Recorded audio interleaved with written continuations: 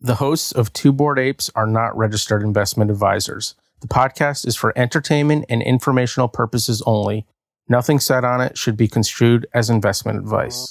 Two Bored Apes talking NFTs, DeFi, and some random stuff. Two Bored Apes talking NFTs, DeFi, and some random stuff. Welcome to another episode of Two Bored Apes. I'm your host, Jamie. I'm here with my friend and co-host, Roy. Roy, how are you? I'm well, Jamie. I'm content. I have not eaten a huge meal. Okay, good. I haven't even eaten a meal. I mean, I've had two meals, I should say, but I have not eaten a meal at all recently. I haven't eaten a meal. Well, I've had two. I've had more than two. I've had thousands of meals at this point. But prior to this recording, I have not recently had a meal, I should say. Okay. Which is, new listeners must just be very confused. They must hate us. You must have such a huge drop-off from like, nah, I'm going to listen to this NFT podcast. Seconds. Why are these guys really full and talking about... This is a Twitter Q&A episode. We've got a lot of Qs, and we're going to provide some As. And we're just going to jump right into it. I'll take the first one. First question comes from Mr. Trappy. Mr. Trappy says, how do you think the music industry will benefit from NFTs? What are the opportunities for musicians? This is something we touched on in another episode recently where somebody basically just asked what industries do you think are going to get disrupted the most by NFTs, and music was one that we brought up. So why don't you talk about that a little bit? How do I think the music industry will benefit from NFTs? Well, the music industry as a whole, I mean, there are a lot of different participants in that industry, and I don't necessarily think that every single one will necessarily benefit from NFTs. There will be winners and there will be losers, and I think sort of the whole idea of NFTs is to make the quote unquote winners, the people who will benefit with this new technology, sort of the people creating the music and like the artists basically, and less so the middlemen or the record labels. Not that record labels are unnecessary, like they obviously provide a lot of, they used resources. To provide more, is my understanding. The A&R side of it was much more significant, and now just with the way distribution works with the internet, the demand is aggregated without their help for the most part. Yeah. So I think it will definitely benefit musicians. Like it just seems like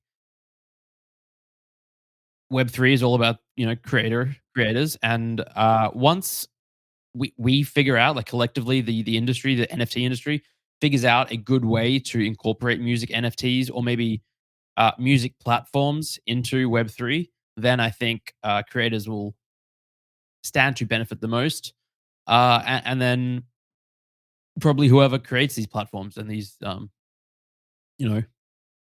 whatever it is that helps distribute the music via Web3 technology as opposed to, say, the old Web2 technology. That suppose some benefits for those people as well. Well, what do you think? I think that's pretty accurate. I think it's liable to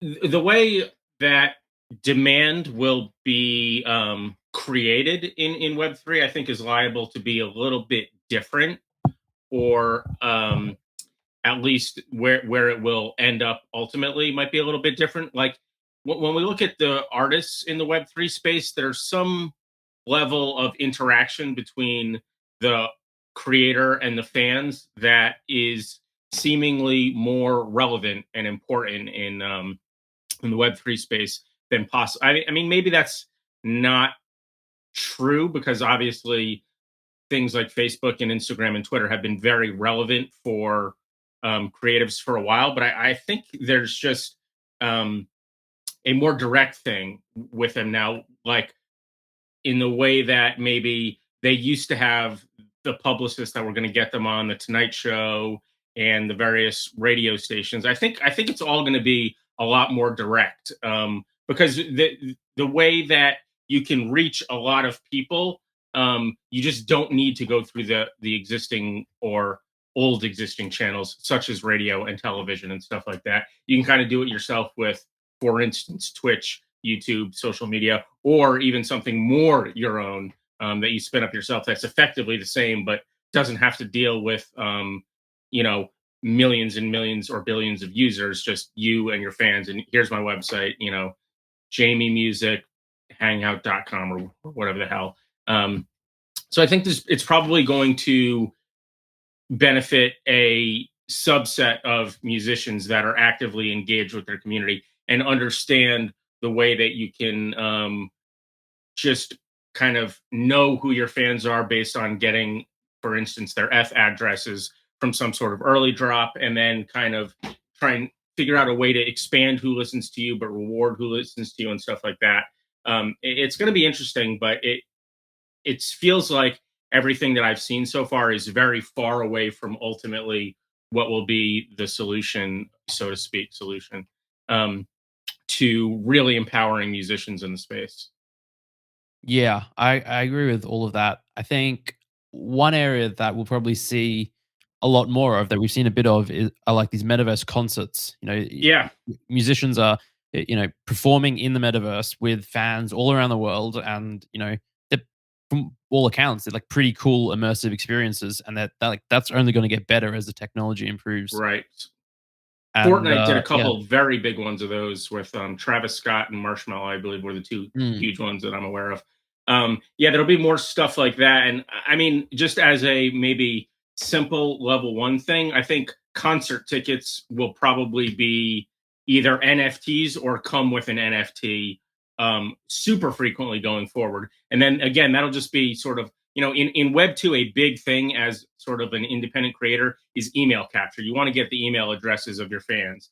And I mm, think the sort of Web3 version of that will be getting the addresses. mm, And so, just Polygon dropping or straight on the mainnet, people's concert tickets will be a really good way to sort of just get that baseline of interaction and knowledge of, mm, of who's interested in you. yeah. All right. Anything else on music? Um, I'll just lean into the fact that I think the record labels take more of a cut than they deserve by a lot at this Mm, point, and hopefully Web3 will find a way to decrease that, or to force them to be better and earn their mm, share at the very least. yeah. All right, next question. Praetor says or asks, when does it become sensible to sell an NFT? Good one. To sell an NFT you believe in because you are quote unquote too concentrated in a single NFT. Mm, And then how about top 5 NFTs or top 3 NFT projects? Question mark. Trying to think about sensible risk slash portfolio management. And so many people I talk to have 85% of their portfolio in 5 NFTs. So I think he's asking sort of, yeah, like how and when do you decide to diversify your portfolio out of, say, one collection, or a small handful of collections? And you yeah. sort of did I this mean, the a bit. first question is specifically talking about one Mm, NFT, not even a group from one collection.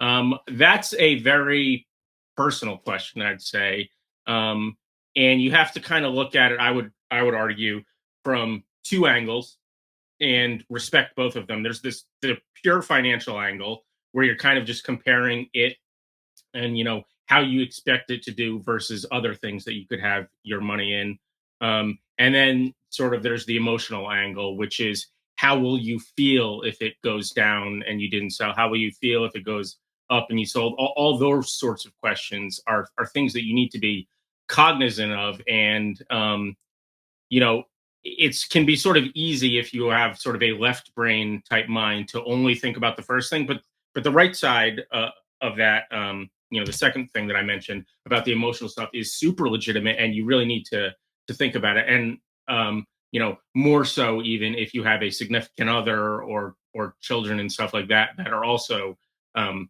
reliant to some degree on you financially. So I would say when the benefits of holding it from that first financial angle can be overshot by the negatives on that second emotional angle, that's when you really need to take a look at it. And also, I would just mention there's ways to sort of half-ass it. You don't necessarily have to sell the entire asset. For instance, if you have a ceiling type um, grail piece in the collection, you could sell it and grab a floor Mm, one, and then you're kind of taking some money off the table. That sort of thing. Or if you have an ape, you can sell it and buy a mutant. That sort of thing. It is definitely worth taking into account. And then you can a lot of times sort of have a balance there. And the emotional side, you can't get too happy or sad necessarily if it goes up or down a lot, because you've just taken some off the table, and you kind of have stayed at the same you, you're sort of staying in the same place, but just at a lower level. yeah. I agree with all of that. I'm gonna run off because my alarm is going off in the other room, so I will be right back. Okay, I'll continue to talk about it then. I think you also need to just look at, like, so if I go into the second or third sort of parts of the questions where they're talking about how about top five or top three NFTs, trying to think about portfolio management, people talking about 85% of their portfolio in NFTs. So when you say portfolio, if you're just talking about your NFT portfolio, and then your crypto portfolio is bigger than that, and your entire investment portfolio is bigger than that, then I would suggest that having all of your NFT portion of that wider portfolio in only five NFTs is not such a big deal. Whereas, again, if crypto, or even more specifically NFTs, is like 90% of all of your investments, then yeah, you're looking at a situation where your diversification is possibly a little lacking.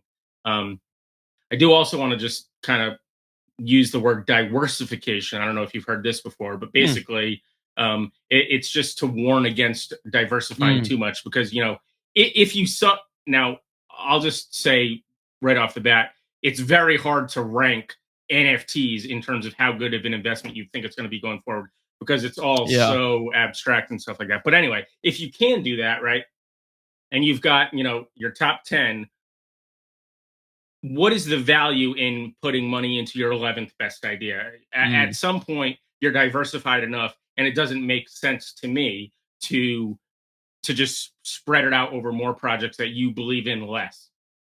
But again, that has to do with a bit of a personal preference thing, and also you want to look a little bit at correlation. I would think mm. so. Stuff like profile picture projects tend to move together a little bit. Metaverse land tends to move together a little bit. And so, you want to look at where your different top projects in your portfolio are coming from, in terms of how much can you expect if things go bad? Will these all go bad together, or will it only go bad, for some of them?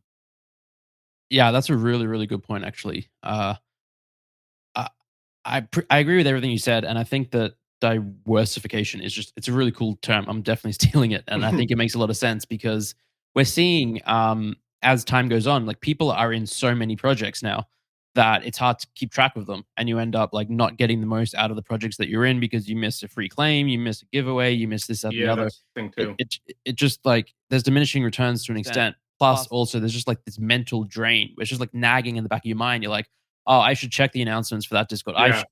And then I when you know I'm miss behind something, on this project. yeah, I need to figure yeah. out what they've been doing. So I would say I don't think it's a bad thing to have a small basket of projects that you have high conviction in, and have like the majority of your portfolio allocated to that. So 3 to 5, that's probably fine.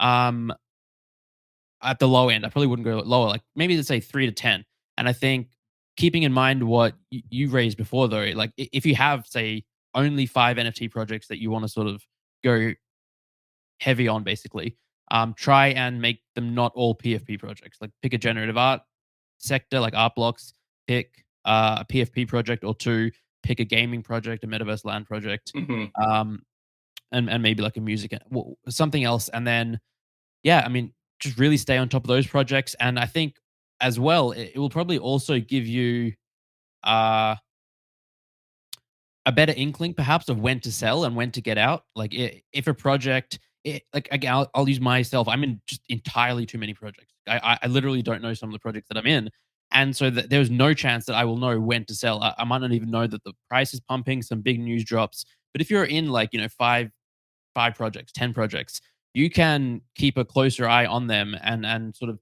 time your cells better and stuff like that.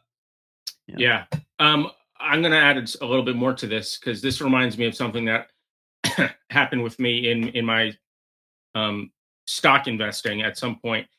And this took a long time and has to do with knowing yourself. But ultimately, I found that I was making a lot more mistakes with selling than I was with buying. And I was basically getting into companies for good reason that I basically believed in long term. But then, I would buy it and it would go up 40%, for instance, over the course of 6 months. And it would sort of just feel like, I expected it to go up 20% over the course of a year after year. And so it's like outpacing that. Mm, And so I was just fine. Basically finding myself selling stuff that was good too early and then looking back on it in regret.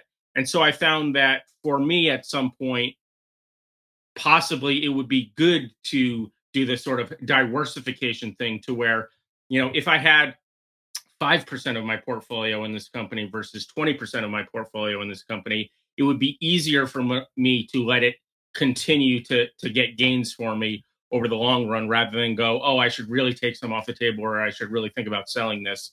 And so I made a sort of a conscious decision at that point to just have more positions and be conscious of the fact that I'm going to not sell these when they go up. For the most part, obviously, if you're looking at sort of an asset play versus an earning play, that's a different story. mm, But in order to capture some of those really big gains of things that keep going up, um, if it starts off as 25% of your portfolio and it really outperforms the other stuff, it's going to be 90% of your portfolio soon, and you'll sort of just have to sell it. I mean, that would be a great problem to have, but mm, in terms of the more realistic expectation, sometimes it can be nice to be spread out. If your goal is really long term and you don't want to be constantly getting in and out of things and shuffling, to have it mm. kind of just be spread out so that when something's doing awesome, you can go, it's doing awesome, but I'm just going to keep letting it do awesome. And if Yeah. it pulls back from here, that's fine because it wasn't a life changing amount of money that I could have sold it Mm, for. So this sort of goes against what we were talking about with the diversification thing, but it's more a specific thing of knowing what you are maybe vulnerable to in terms of investing.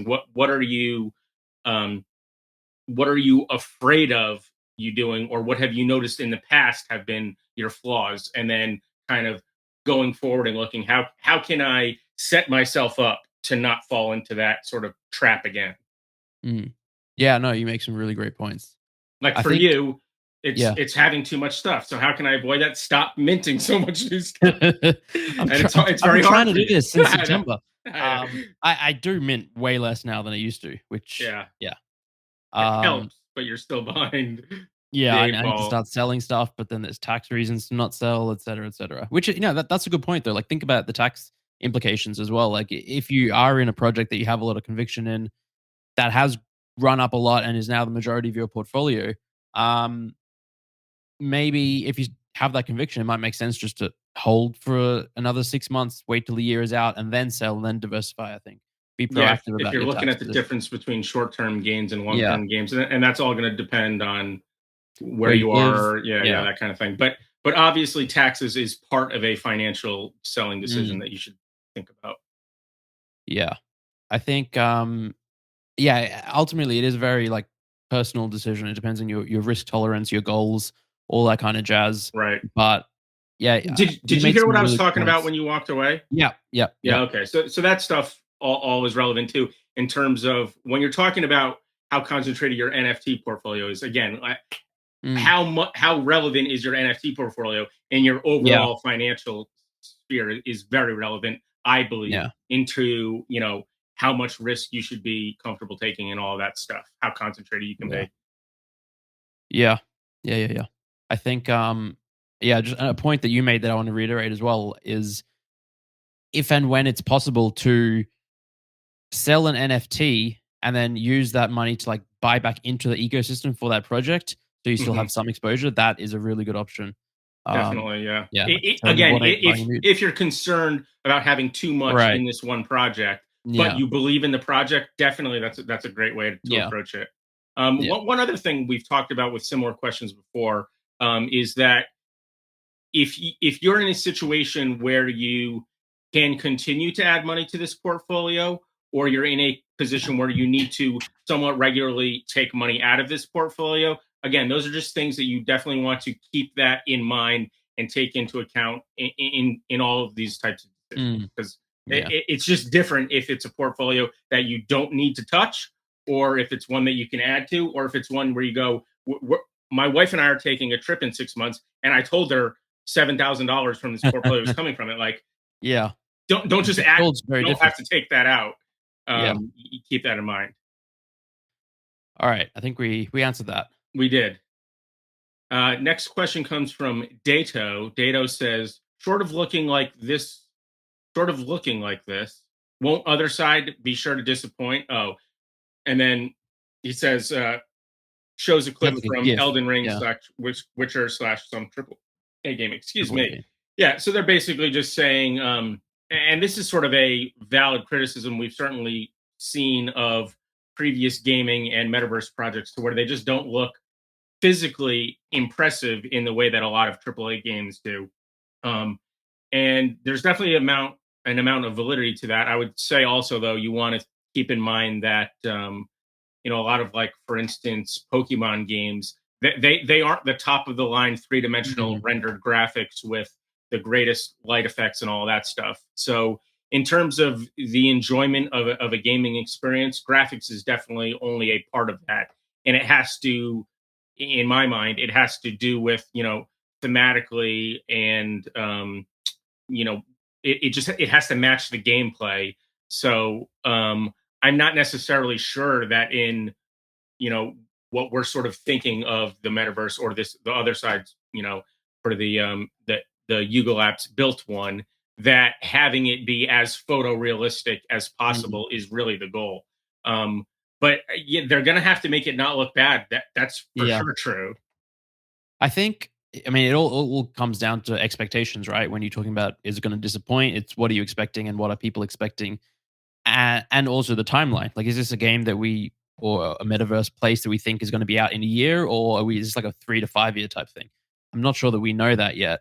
It'll Um, also, I would yeah. assume, get updated over time. Right, yeah, like, they could launch the basic version and, like, iterate upon it and increase the graphics as the technology Yeah. increases, as they have more time. I mean, personally speaking, I have almost never cared about the graphics of a game in terms of the I enjoyment I that I get still from watch Brood War, and the graphics on that are brutal.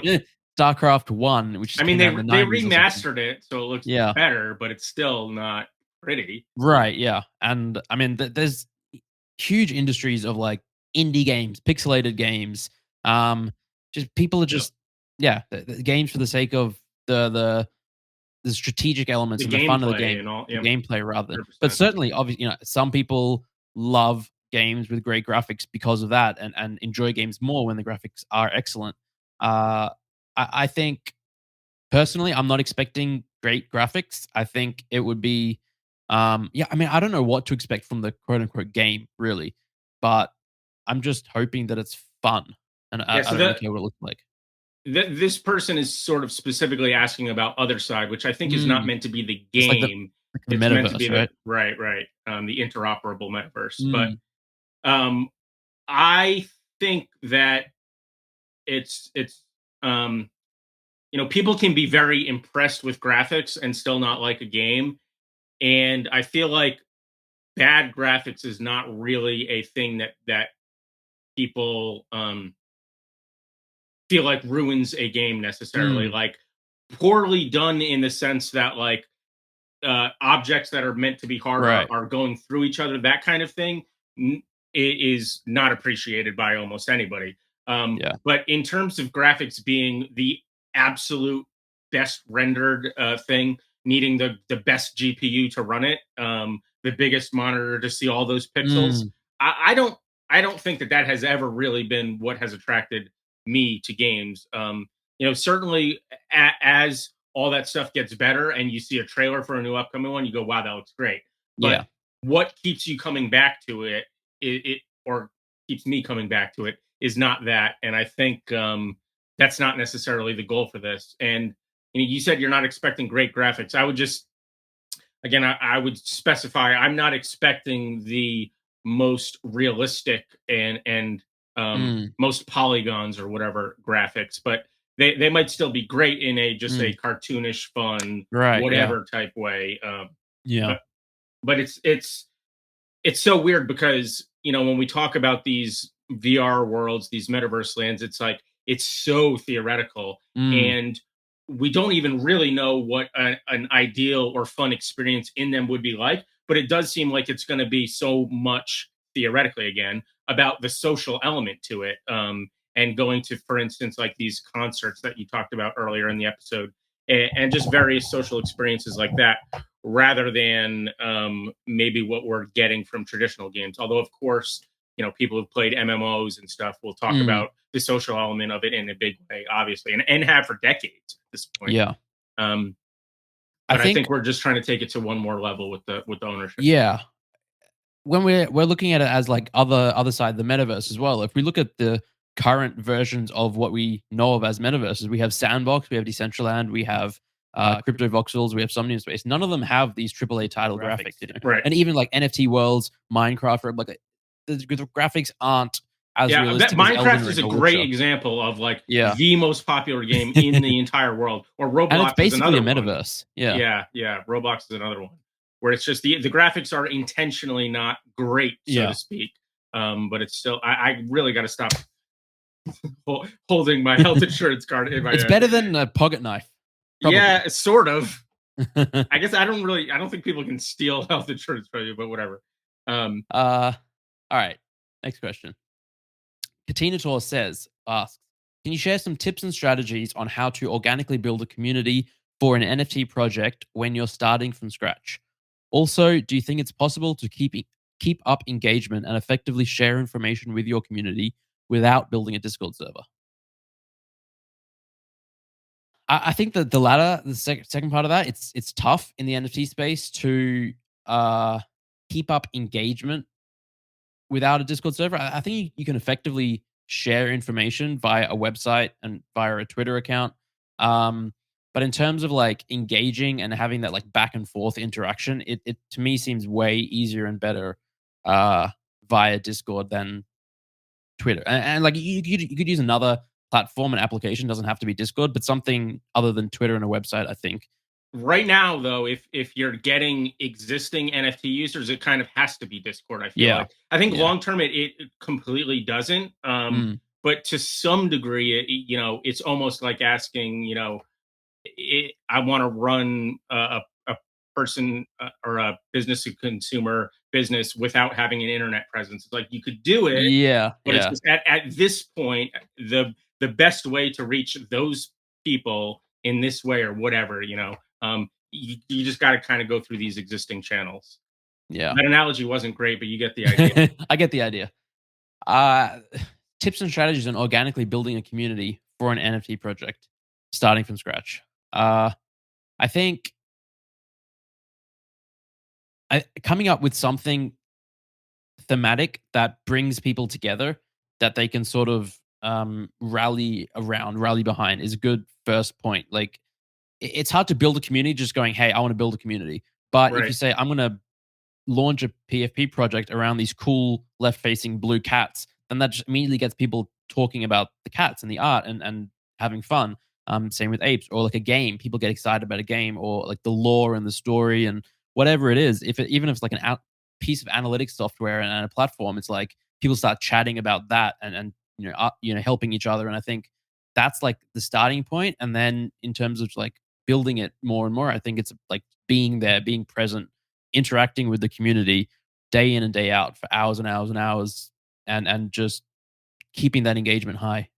Uh, yeah, I mean, providing something of value, I think, is relevant. I mean, I is it fair to say that your following was built super largely through your daily floor updates on Twitter for a long time? People Yeah. really enjoyed it.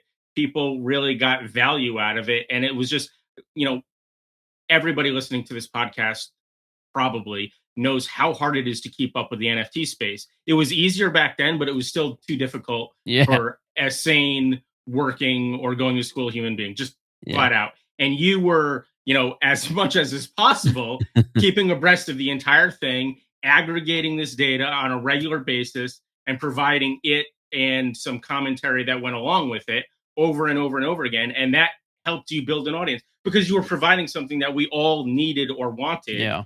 in a consistent way. And, doing something like that. And now, like, this Matt W. Tez guy is doing a similar thing, but for, just this subset FX, because now things are getting so big. Yeah. He's trying to do the same sort of thing, but just for FX hash projects. And it's still obviously too overwhelming for him to really comprehensively do it, but he's providing a great service. And now he's literally building a community of people that care about FX hash. Yeah. And so you kind of have to look at, like, what is your goal? If you just want to build a community because, like, you want a community, maybe you should be a cult leader or something like that. But, like, if you have a particular interest or point of view in the space, you can craft it around that by bringing those people to you, by providing value to them, on the internet, Yeah. where you can just distribute it really easily, and then people will come to you over time. Yeah. No, that's a really good point. Figuring out how to provide value in one form or another, like, just information is power in this space. And if you can provide good information in a new, unique way, or just like a easily digestible way, that will go a long way to getting people coming back, talking about that information.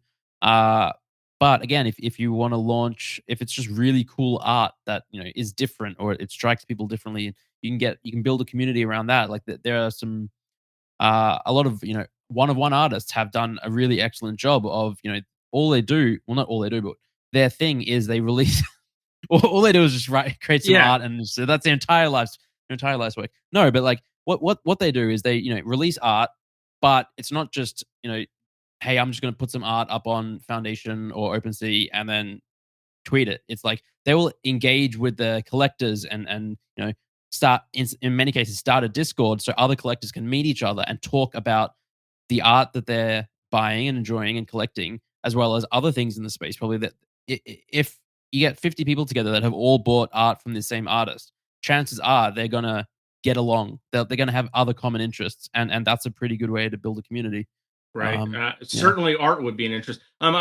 You also want to, like, not give up. Like, it's not super easy. It's going to take time, right? yeah, yeah, For instance, like X Copy, we all know who X Copy is. He's arguably the biggest artist in the entire space. But he's been doing art and selling them as NFTs since so long before yeah. anybody cared about NFTs, and he was selling them for €1. Like, $1 or €1. Yeah, and he was doing that for a long time. He did it for literally years before it yeah, started being something where it was lucrative for. And now it's crazily lucrative. yeah, But people might see that now and go, "Oh, I want to do that as an artist, or B, some other yeah, thing," and not realize how long it took for Xcopy to do that, how consistently Xcopy had to work to do that, and how just insane and crazy he looked at it. I mean, when we would just tell people that we were interested in NFTs last year,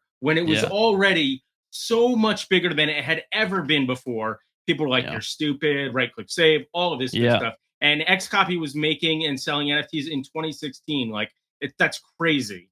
And so it's just, The you have to stick with it, and it's not necessarily easy. Yeah. The crypto space thought NFTs were crazy and silly and A lot of nonsense. them Like, still do too.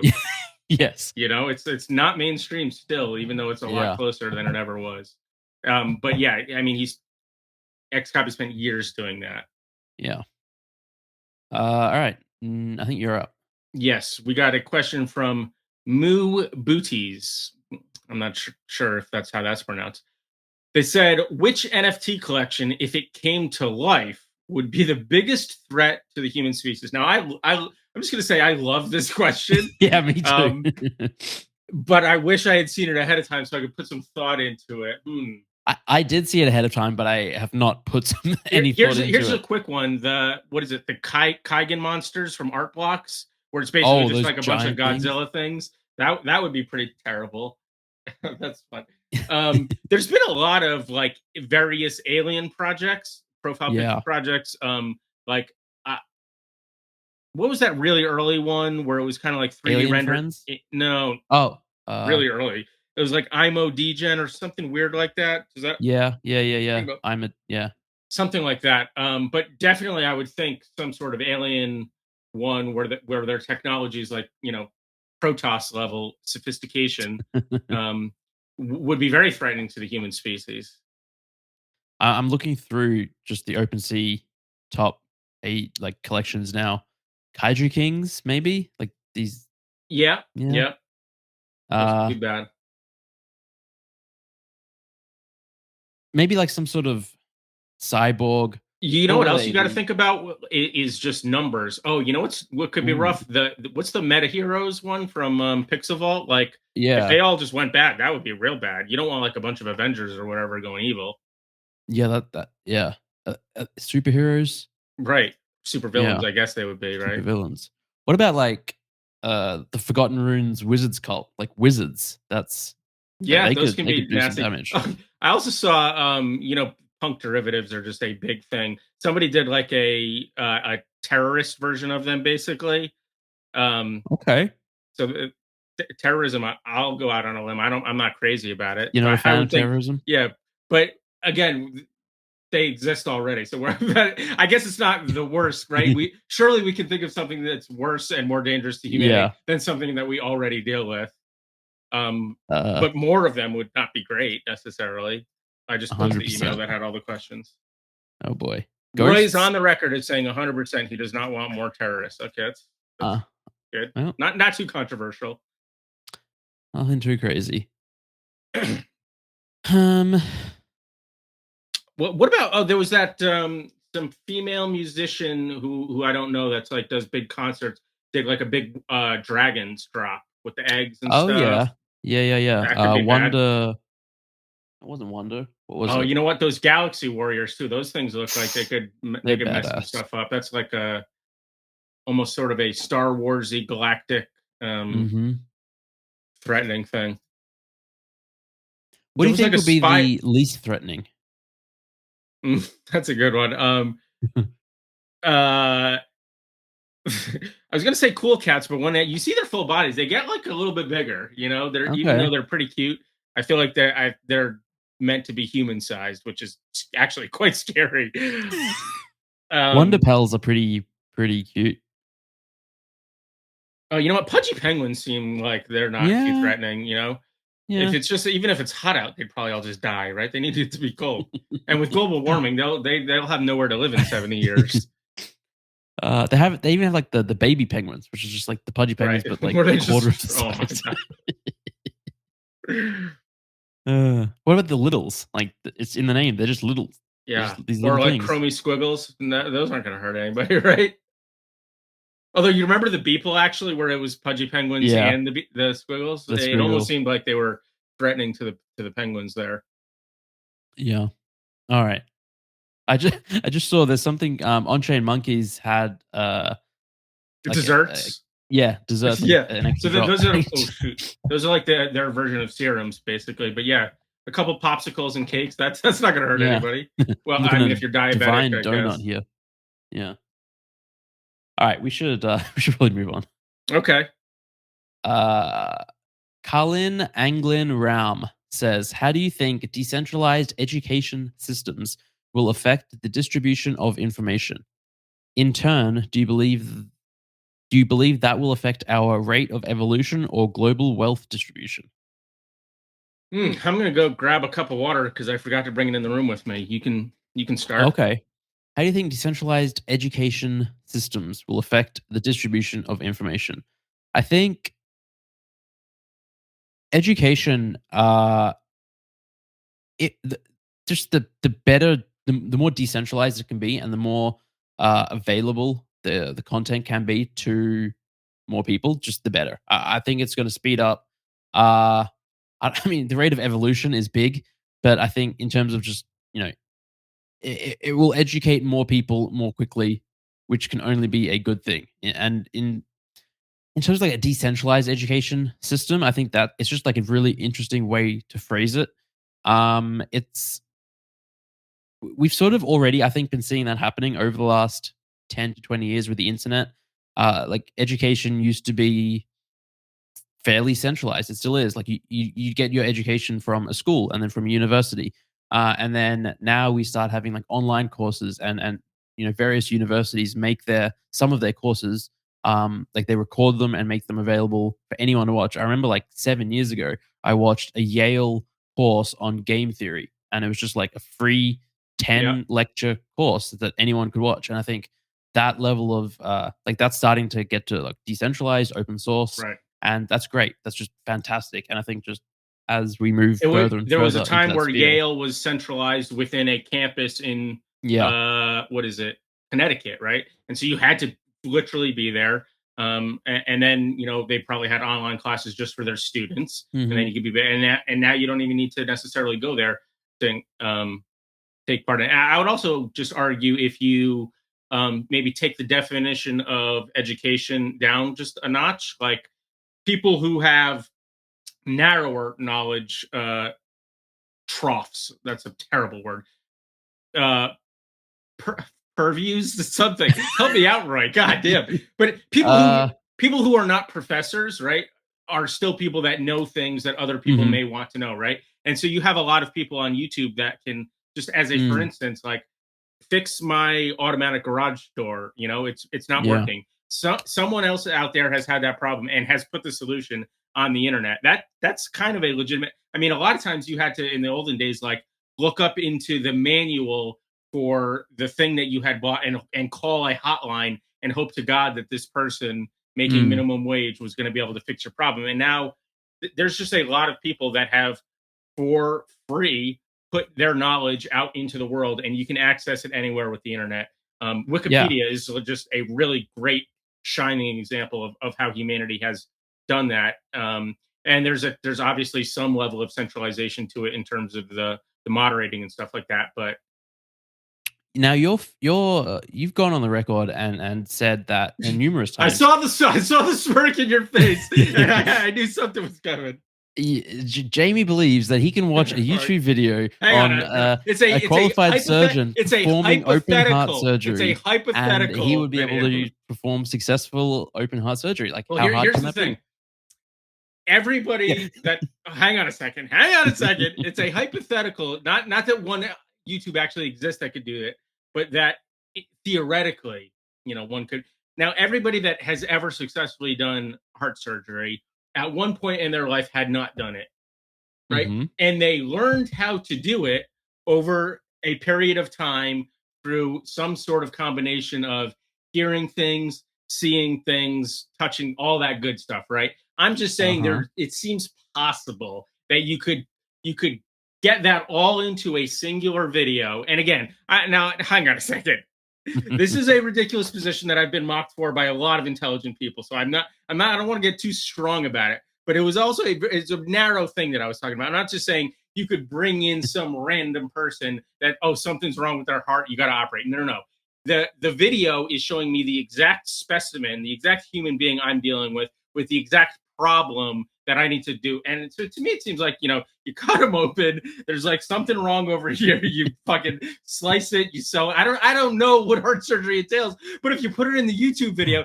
So anyway, and then I talked to our friend Matt, who's an actual doctor, and the thing that he was trying to convey to me was that like there's some microscopic level of truth to what I'm saying, but in terms of like knowing how much pressure it takes Mhm. to make the proper incisions and all that shit, like there's just you can't convey that over just a video without me having some sort of Right. physical practice on cadavers or synthetic stuff. And so I guess like the patient would probably it's probably not going to go well for the patient. Let's just put that out there. But I also did read about this is so crazy. But there was some guy. Have you seen Catch Me If You Can? Mhm.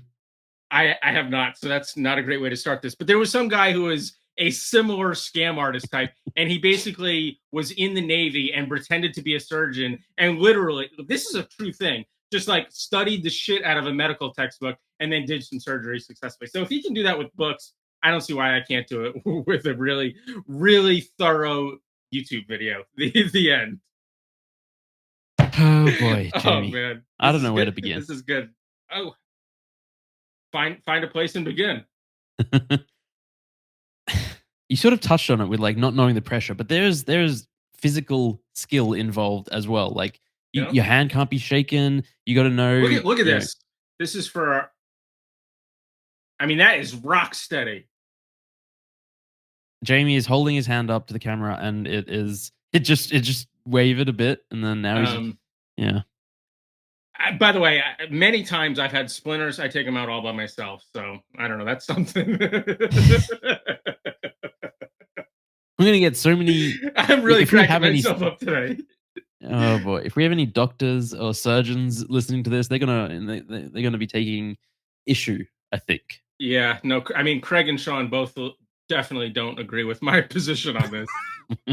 All right. Nor does What were Matt. we talking about? Every single Decentralized friend of mine who's a education doctor systems. does not believe in this. Uh huh. But that's because they want us to think that they're like these gods that stand above us with these unlearnable skills that you can't get from YouTube. Oh crap! Should we go on to the next question, or are we not? We got very sidetracked here. We did. We were talking Uh, about like decentralized Decentralized education. education Okay, systems. I yeah, think I we don't. touched on it.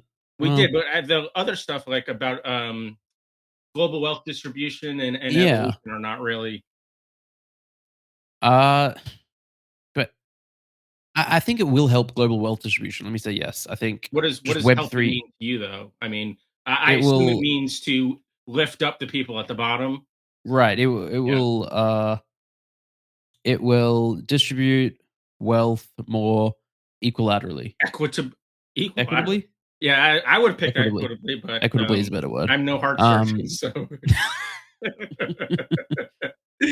boy, oh boy, oh boy. not yet, at Yeah, least. but we're sort of seeing that in the form of just the Web3 space and NFTs as it is already. Like, there are people in the Philippines and Southeast Asia playing Axie Infinity and making a Oh, good Thai artists wage. too, specifically, Yeah, right? there are a lot of artists from Thailand or from I don't know anywhere in the world where say cost of living is significantly lower than Right. Germany, America, or Australia, who are finding opportunities and making good money because of the possibilities of Web I three think and I think all of it's that. similar to the way globalization has sort of worked in general is that you have somebody in a poor country and they provide this labor to make something and eventually it gets into the hands over here of an American consumer, but in between you have to pay the factory owner over Mm, there, you have to pay the person that's shipping it, you got to pay the goddamn capitalists over here in America that want to make a profit on it. And so like there's so many steps between the person in the poorer country and the person in the richer country that extracts away so much of the value that the initial person is providing to the last person, that when you get into this better web3 space where you're able to just extract away all of those middle people, you can really actually have the end consumer spending the same or less and providing much more of a benefit to the life and livelihood of the person in the poorer country. But because there's just less people that need to get a taste of that along the way. There's like the Ethereum miners, and that's it. yeah, and they're going away soon as well. We got proof of stake coming. Cool. Evolution, that's a whole different can of worms. Yeah. Um, it is weird. This we're about to talk about evolution. Like there's such a difference to me in what I would sort of call organic evolution that just sort of happens in the natural world, and this non-natural selection that happens when we just sort of put our very human how do I put this I don't know, when we just put human pressures on whether people are able to survive and procreate and are desirable and stuff like Mm, that is very different in my mind from the sort of evolution that was happening 38,000 years ago. You know what I mean? So in terms of talking about it speeding up or whatever, we can make bottlenecks that speed up, so to speak, evolution in a big way. That speeds it up literally a million times faster than it ever was. Like golden retrievers or whatever. Like they have colonized the entire world because humans love them, and they probably would never have existed without us. Never mind be this successful of a species. Same thing with things like wheat and grass or whatever. Like this is ridiculous. I'm just This is loving you this just is an talking NFT and talking and podcast. talking. Yeah, let's stop talking about the speed of evolution and move on to the next question. You know what's funny? I was gonna say maybe we wrap it up there and we play What Am I Thinking? Okay, let's do one more question and then play it. One more Okay. question. This is yours, I think. Yeah.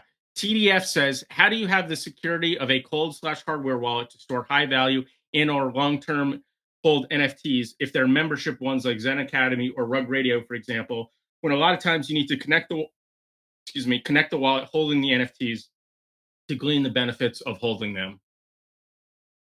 Is an excellent question. I think it's basically one of the issues in the space at the moment that to have good security and to Best practice good security, security. best security practices, you want to hold your NFTs in a cold wallet. But then to interact with, say, a Discord server to verify or to claim a free mint or whatever it might be, you often have to connect your wallet to a website, and you don't want to connect your cold hardware wallet. So then what do? You can transfer it back to your hot wallet and then use it and then transfer, and that's very Right. clunky and costs gas. Basically, there's not a good solution yet. I am aware of several people or platforms working on solving this exact issue because it's like technically not that difficult to basically have it set up where you You can can prove that you right, you prove that you own, like if I own wallet A and B, I can have, say, an ERC20 token in A, like, or like a ghost token in wallet A and B that proves that they're connected. I'm doing a right. really bad job of explaining this, but Yeah, you know, it has to do with like zero knowledge proofs and stuff like that. yeah, from what I don't think it's even that sophisticated, but yeah, there's definitely ways to do it. It's a vaguely Mm, related concept, at least is my yes, yeah. understanding, because you can basically prove that you control a wallet without actually interacting directly with Mm, that contract with that wallet. But yeah. just to give more current and practical Mm, answers to the question, um, you can, like you said, do things like transfer it out of the cold wallet, so you don't actually have to interact with you know contracts that you may or may not trust, and do it back. The other thing you can sort of do, and again, it all kind of just depends on how secure you want to be, because once you start doing stuff with it, you're taking your wallet from being completely cold and heating it up somewhat, right? But mhm, you can do things like interact with it. For instance, if you had an ape and you wanted to mint the mutant, you could do that sort of thing. And then immediately after, you can look at your approvals and revoke them, stuff like that, to try and get the benefits, but then cut off at the pass the mhm, possible exploits that would come later on down the road from having done those sorts of things. mm, So yeah, it's a good question because ultimately there's not really a perfect answer to it. mhm, It kind of has to do with what you're comfortable with, and what level of risk and security you're willing to deal with. And again, the value of things. For instance, they're talking about like the Zen Academy one. In a sort of big average NFT person's portfolio, the Zen Academy Genesis token, at least right now, is something that you could probably be more comfortable having in a somewhat hotter wallet and mhm, connecting it so you can have access to the server, and then have your much more expensive things in the thing there. I'm not actually sure. I think it depends on the specific project, ones where you would, sort of prove your thing, and then can you continue to have a verified role, even if you then transfer it back to your mm. actual cold wallet, stuff like that. That can kind of be a case by case basis. Yeah, no, you're absolutely right. It varies person to person, and I would say that um,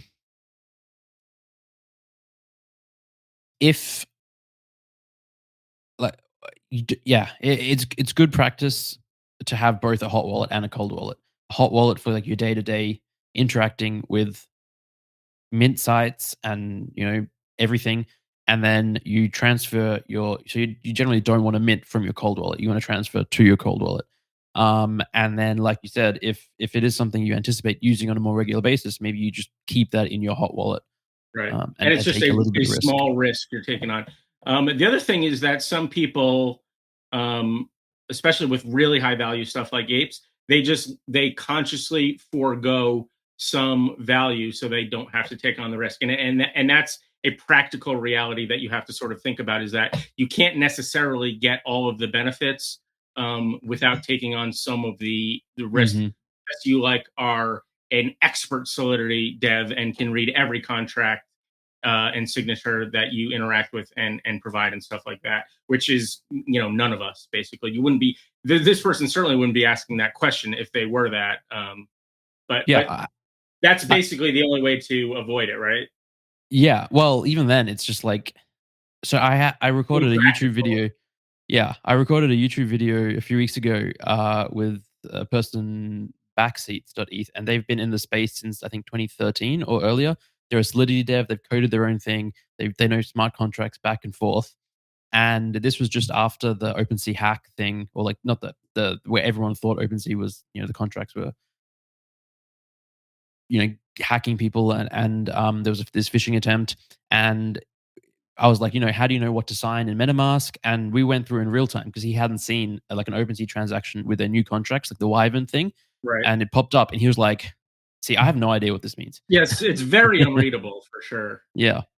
So yeah, even if you're an absolute expert, there's limitations, and that's where like it comes to taking a step back and taking some like every time you do interact with anything using a hot wallet or any wallet, there's some level of risk that something is Right. going to go awry. I've And heard yeah. specifically on Solana, a lot of people advocate basically you make a new wallet every time you plan on minting from something, because Hmm. it's so untrustworthy of a like a dev space or whatever, that when you mint from a contract, you shouldn't be confident at all, and you definitely Right. don't want to connect it to like any wallet that has anything of value in it. So I would just, again, sort of argue that try and think about coldness and hotness of wallets more in terms of levels rather than just this is my cold, this is my hot. Realize that there's probably going to be some, like, you don't want to act like a moron with your hot wallet, right? Even though it's your hot wallet, you still want to Yeah. be like conscious of what you're clicking and all that good stuff. And that's Hmm. another thing, actually, we should say, is that a lot of the stuff that you need to be wary of is not necessarily where you're using your crypto or your MetaMask or whatever. It's just clicking random links regularly in Yeah. terms of um, if your computer is compromised, then they can compromise Hmm. your keys and stuff like that. So it's not necessarily all about signing transactions. It's kind of a little bit about computer security in general, rather than just specifically anytime you're using your wallet. Yeah. No, 100% agree with that. Yeah. I think that kind of covers that. Is it time for what am I thinking? Oh, I think it is. What are you doing? What are you doing? I'm looking around the room for something to inspire me to think of something. Mm. I always start off that way, and then I try and go outside the Not do scope of it, the room. yeah. Yeah. But then I'm like, I'm thinking about like what's just outside my apartment, like grass, and it's just like, Munich. 1, 2, 3, yeah. Munich. Okay, I uh, got one. I do not yet. Um, all right, I got one. 3, 2, 1. Caesar. Big toe. Oh boy, those feel pretty far away. Caesar and Big Toe. Oh my goodness. Okay. Mm, okay, 3, 2, 1. Sandal. back. Mm. Sandal and back. We flipped. Sandal and back. Okay, I've got Mm, something. okay, 3, 2, 1. shirt. Toga. Oh, Toga and toga. You're very shirt. on the Caesar thing. Toga and shirt. Okay, I mean, I've got a word. Uh, sure. 3, 2, 1. Clothing. Boom. We're getting good. We're getting Yeah. good. This has been another episode. Do the things. Two Bored Apes. Talking NFTs. NFT. Twitter Q&A. We got nothing to say. Thanks for listening, right? Yeah, thank you. We'll ask people to Go Celtics. How about that? Go go Celtics. Celtics. They're awesome. Right now. Go Post Malone. You know, I'm a new fan. Go Post Malone. Holy cow. Yeah, go listen to Post Malone's music. That's what we want from you. Can you name one of his songs, by the way? No. Perfect. Okay. Thanks for listening. All right. Thanks. Bye. Two Bored Apes talking NFTs, DeFi, and some random stuff. Two Bored Apes talking NFTs.